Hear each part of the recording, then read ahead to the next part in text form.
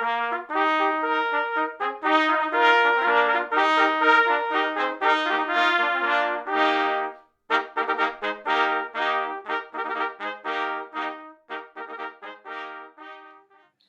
there, this is week 15 and I'm here today talking about the golden age of the trumpet, the time when the trumpet took a big leap in its development.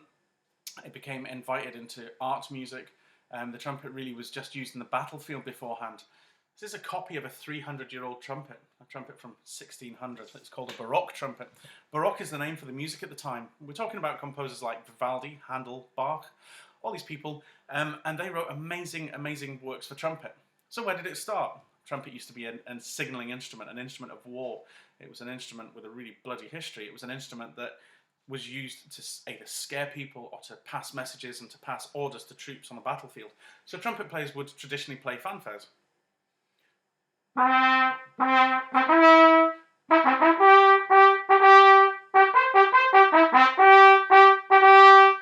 know, really traditional sound that you'd expect. So what happened in 1600 that meant that all of a sudden trumpet players were invited to play with violins, and trumpets used as solo instruments to play with singers. The higher up you played on the trumpet,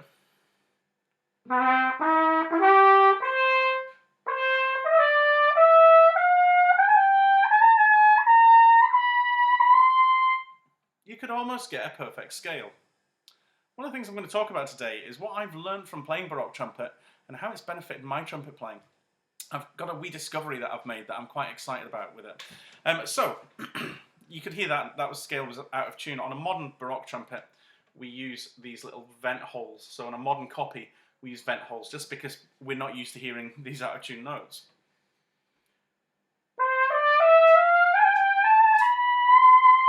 So it gives us the notes in tune. Playing baroque trumpet is very, very difficult. It's really hard. It's awkward because you've got no valves to help you, obviously, and you've got to pitch. You've got to do trills with your lips. You've got to do all sorts of things like that. So it's really a tricky instrument. But if you're serious about your trumpet playing, I would honestly recommend that you get a hold of one and learn it, because it benefits all your trumpet playing. It benefits absolutely everything.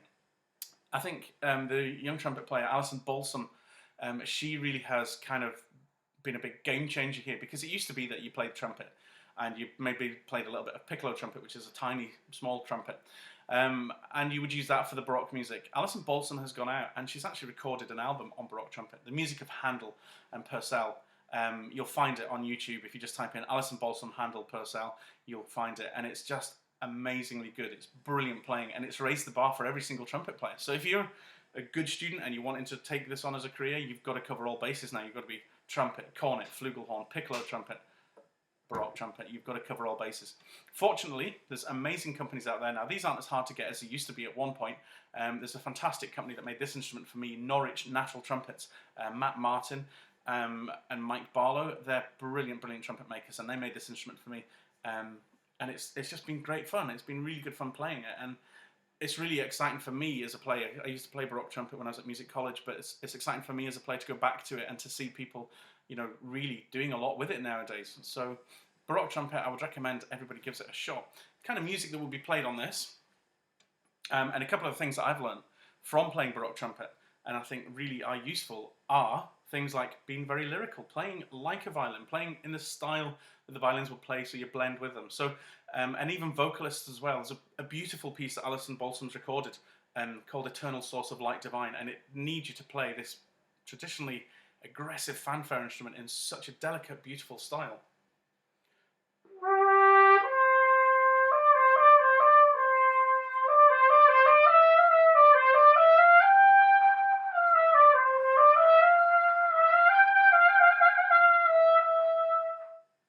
And you can hear that trill there, that little trill at the end. It's all done with the lips. So that's one thing that I learned from baroque trumpet, is that you've got to be very lyrical. You've got to listen to the style. The other thing, when you get really simple pieces, sometimes we just think, well, that's a little bit boring. There's not much to that.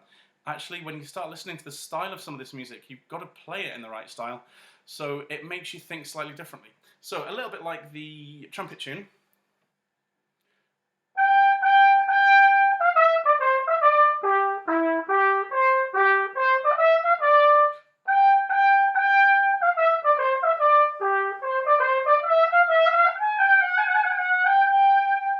It really does make you approach it very differently.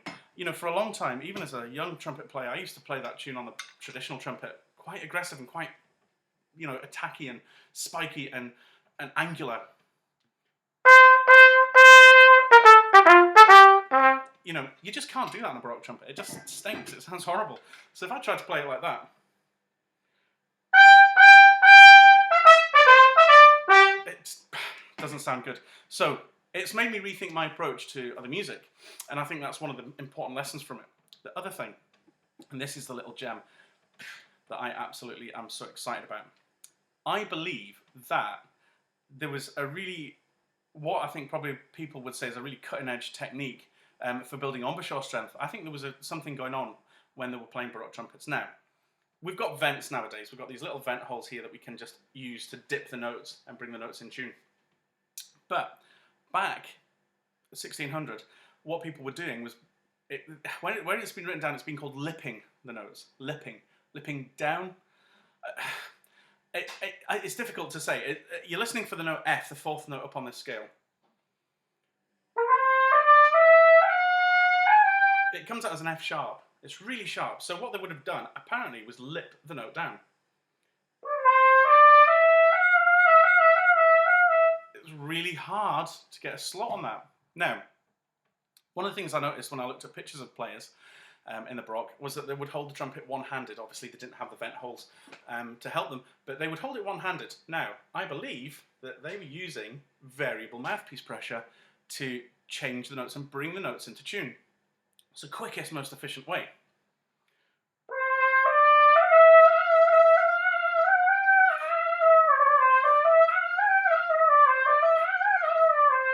Now, that slight difference in the change of the sound, I think that would have been acceptable in baroque time. You know, you're talking about horns that used to stop notes. So they used to, that's why a horn player stick the hand in the bell.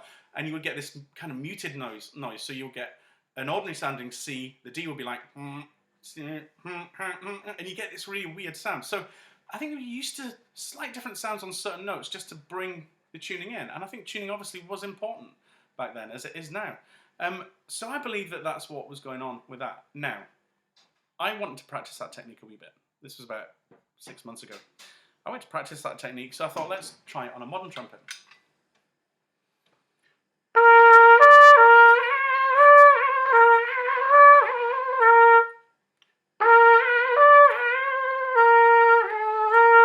So I started playing around with it, and what I noticed was that quite quickly, it was making me a lot stronger, and my playing opened up. Now, the benefit, obviously, of being able to move the mouthpiece pressure slightly means that I can keep a check on the mouthpiece pressure, which is something I'm always obsessed about.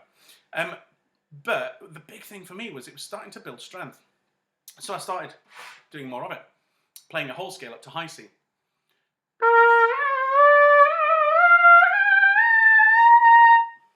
And I found it started to sound better the more I did it. And I started to feel stronger, especially in the kind of inner section of my embouchure. Now, I always think about here. I always think about this diamond shape here. And the strength being from there in the central section, you know, being a wee bit kind of softer, and obviously it's got a buzz, but I've never really thought about building up the muscles here and kind of like this line. And that's what this exercise was doing to me. It was like helping me build them up. So I started being silly with it and trying to play whole scales, like down to low C.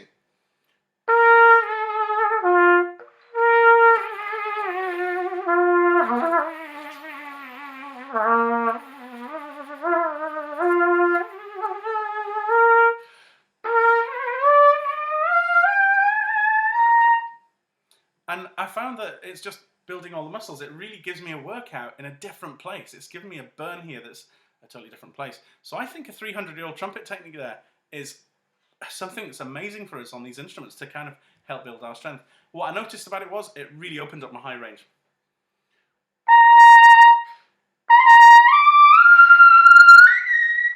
You know, up to that super C now, it pings out, it's become nice and easy. So I think 300-year-old technique of variable mouthpiece pressure is a really, really, really good exercise to be trying. With the video clip, I've decided today to give you some freebies because I'm in a good mood. And what I've given you is a piece that's an anonymous piece. We don't know who the composer is, called The King's Fanfare. I've put a backing track together with that.